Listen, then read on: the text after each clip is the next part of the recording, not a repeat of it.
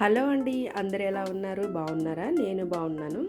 ఇవాళ పంజాబీ స్టైల్లో పన్నీర్ బుర్జీ అనేది చేయబోతున్నాను. Let's start. ఎలా చేయాలో చూద్దాం.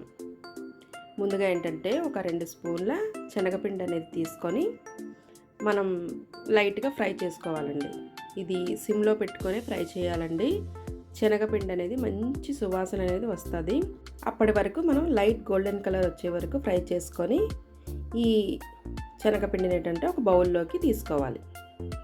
తీసుకున్న తర్వాత అదే బౌల్లో ఒక అర స్పూను పసుపు, అలాగే కొంచెం కసూరి మేతి చిన్నగా నలిపేసి వేయాలండి.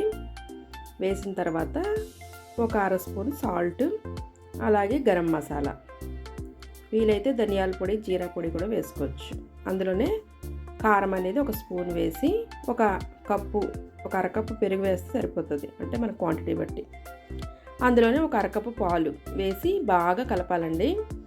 అంతా బాగా కలిసిపోయేలాగా బాగా మనం ఈ స్పోర్క్ తోటి కానీ కలుపుకుంటే మనకి ఈజీగా బాగా కలుస్తుంది. ఇలా మొత్తం ఈ మిశ్రమాన్ని అంతా బాగా కలిపిన తర్వాత మళ్ళీ స్టవ్ అనేది మనం వెలిగించి ప్యాన్ అనేది పెట్టి ఒక స్పూను నెయ్యి అనేది వేసుకోవాలి.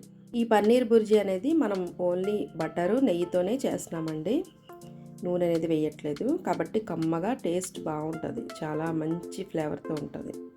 ఇలా నెయ్యి కరిగిన తర్వాత ఒక స్పూన్ అనేది చిల్లీ పౌడర్ వేయాలి. కాశ్మీరీ చిల్లీ పౌడర్ వేస్తే ఇంకా కలర్ అనేది బాగా వస్తుందండి. ఇలా వేసి కొంచెం చిన్న నొరగొచ్చింది ఆ టైంలోని మనం ముందుగా కలుపుకున్న మిక్స్లోని వేసేసుకోవాలన్నమాట. ఈ కారం అంతాని వేసేసుకొని బాగా కలుపుకోవాలి. అంతా కలిసేలాగా మొత్తం అంతా కలుపుకొని పక్కన పెట్టుకోవాలి. మళ్ళీ అదే ప్యాన్లో ఏంటంటే కొంచెం బటర్ అనేది తీసుకోవాలి. ఒక స్పూన్ బటరు, అలాగే ఒక స్పూన్ నెయ్యి తీసుకొని రెండు కొంచెం బాగా కరిగిన తర్వాత అందులో ఒక అర స్పూను జీలకర్ర అనేది వేయాలి. జీలకర్ర కొంచెం ఫ్రై అయిన తర్వాత ఏంటంటే అల్లం ముక్కలు ఇలా పొడుగ్గా కట్ చేసుకొని వేసుకుంటే బాగుంటుంది. అలాగే పచ్చిమిరపకాయ ముక్కలు, ఉల్లిపాయలు ఒక 2-3 ఉల్లిపాయలు ముక్కల్లాగా కట్ చేసుకొని ఉల్లిపాయ ముక్కలు అనేవి వేసుకోవాలి. వేసుకొని ఇంకా బాగా ఫ్రై చేయాలండి, అంటే ఉల్లిపాయలు మగ్గి వరకు మనం ఫ్రై చేసుకోవాలి.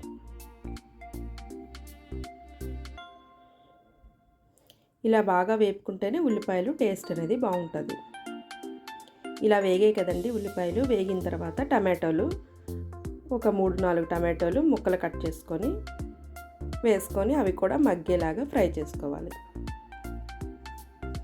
ఇవి కొంచెం మగ్గాలంటే కొంచెం మూత అనేది పెట్టుకుంటే మనకి టమాటో అనేది ఈజీగా మగ్గిపోతుంది.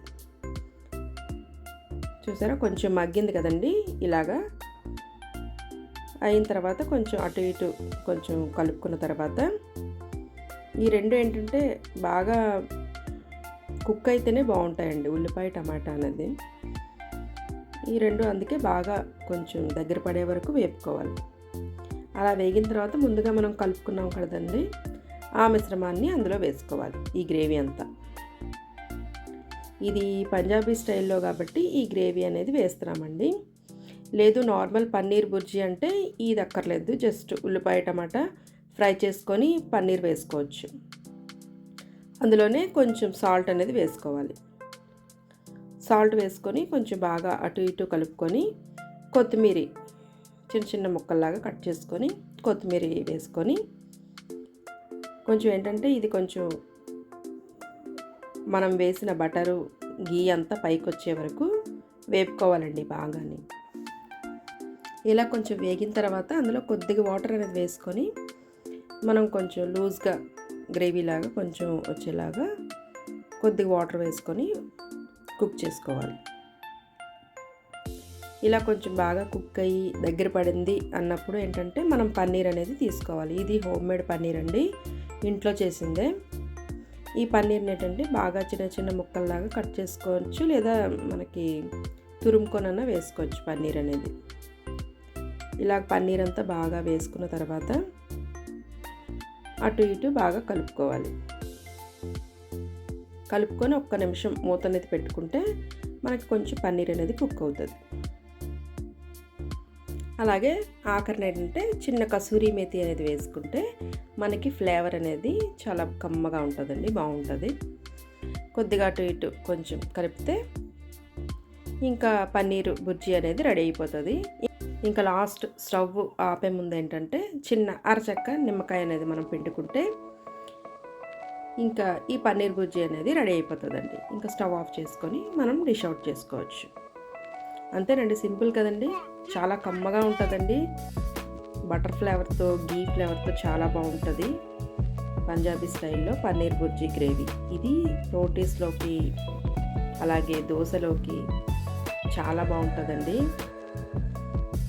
మంచి ఫ్లేవర్ అనేది వస్తుంది. నేను దోశ కూడా వేసి ట్రై చేశాను. రోటీలోకే కాకుండా దోశలోకి అయితే ఇంకా బాగుందండి.